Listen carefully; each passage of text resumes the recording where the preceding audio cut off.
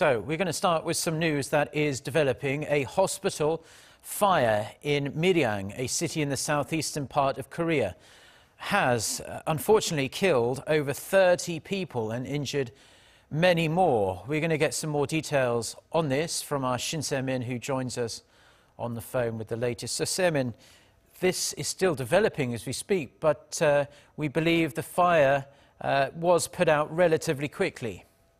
Right, so the fire, which first started at around 7:30 in the morning, had been put out in around 2 hours. Still, despite the fast response by the local fire department, the number of casualties is still high and is likely to rise in the next couple of hours. Mark, this is what we have learned so far. The hospital fire has killed at least 33 people and injured 70 others at Sejong Hospital in Miryang, Gyeongsangnam-do Province, and 16 of the injured are in critical condition.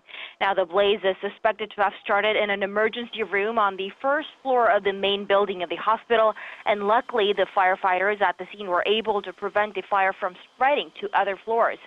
But despite the fire department's efforts to contain the fire, the death toll has been steadily rising, as the hospital also contained an elderly ward where there were over 90 old and weak patients.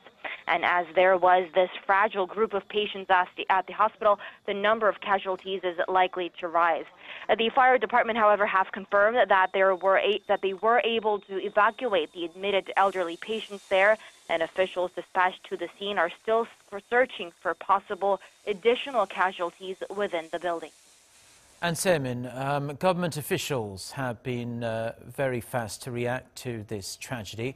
The top office convened an emergency meeting this morning. Right, and Mark, we also have to understand that we've seen this sort of incidents before. Just last month, 23 people died from a fire at a sports center in Daecheon, Chungcheongbuk-do Province.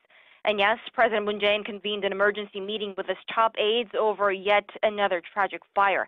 Let's listen to the presidential office spokesperson just moments ago. The president said it is regrettable that there's a possibility of more casualties, though the fire had been contained quickly. He urged the necessary medical treatment for the people rescued.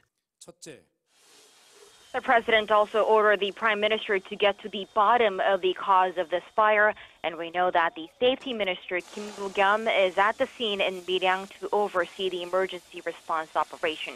Mark, that's all we have for now, and we'll be back with more updates in our later newscast.